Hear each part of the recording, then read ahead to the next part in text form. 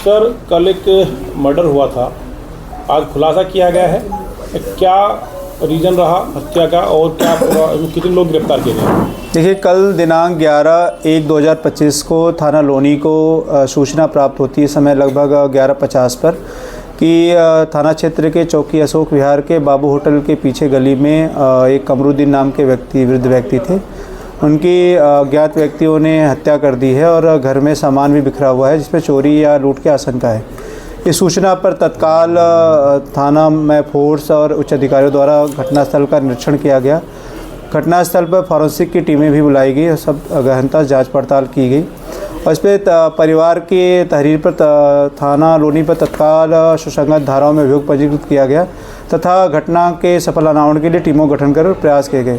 इस दौरान जांच पड़ताल में यह तथ्य प्रकाश में आया कि जो मृतक कमरुद्दीन था, उनका देवता जो बालकचारी है वह पहले भी घर में चोरी कर चुका है तथा वर्तमान में इसकी मां द्वारा तथा इसके नाना द्वारा घर से भगा दिया गया। वो कहीं रजाई की फेरी करता है और कहीं वहीं पे दुकान के आसपास सोता है। इस सूचना पर टीम द्वारा जब उससे देवता को तलाश की गई और देवते को लाकर कड़ाई से पूछताछ किया गया तो उसके द्वारा यह बताया गया कि वह उसके द्वारा अपने दो दोस्तों के साथ मिलकर अपने नाना की हत्या की गई। हत्या के पीछे देवता ने यह बताया कि उसने अपने दोस्तों को यह बताया था कि उसके नाना ने जो लगभग 3 साल पहले ज़मीन बेची थी जिसमें पैसे प्राप्त हुए थे और वह जो अशोक विहार में जो बाबू होटल पीछे जो मकान में रहते थे, उस मकान में दूसरे कमरे में उन्होंने एक लोहे का बॉक्स बड़ा सा, उसमें पैसे और बाकी चीज़ें रखे हुए। इस पर तीनों ने जब तीनों से पूरी पूछताछ की गई जिसमें जिनके नाम बालकचारी के अलावा गुलफाम पुत्र बबली निवासी, ये भी अखाड़े वाली गली 30 फुटा रोड का है। दूसरे का नाम अरबाज पुत्र रईसू, ये मोहम्मदी मस्जिद के पास अशोक विहार का ही भी रहने वाला है। ये तीनों दोस्त थे।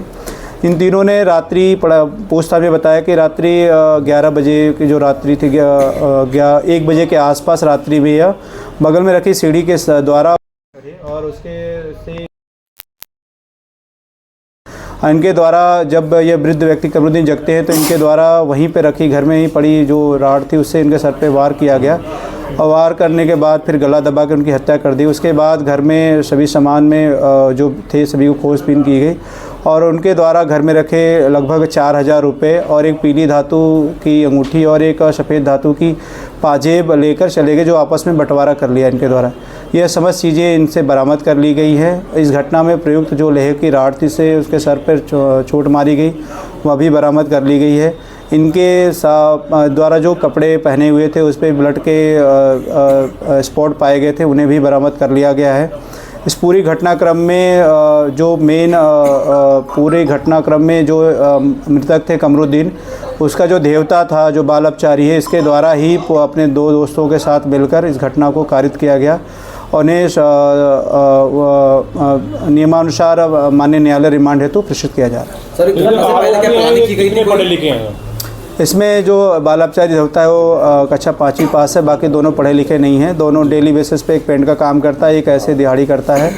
देवता रजाई की फेरी करना बताया और कोई बहुत उच्च शिक्षा नहीं है। उनके आपराधिक इतिहास के बारे में जानकारी की गई तो कोई ऐसे आपराधिक इतिहास भी इनके निकल कर नहीं आया। कितने पैसे शुरुआत में घर वालों के द्वारा पैसे जो अलग अलग बातें आ रही थी वो कि जो 7 लाख रुपए और कुछ कागज हो गए, लेकिन ऐसी बात नहीं थी। जो 7 लाख रुपये बात थी वो 3 साल पहले उन्होंने प्लाट बेचा था और उस प्लाट के बेचने के बाद इन्होंने अपनी छोटी बेटी की शादी की और शादी में पैसे खर्च हो गए, बाकी अन्य चीज़ों में।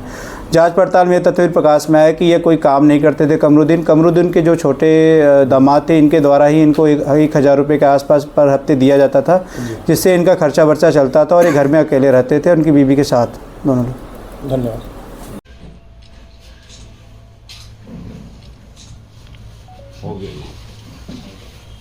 रुक जाओ, ऐसा मत करो यार, जल्दबाजी क्यों कर रहे हो?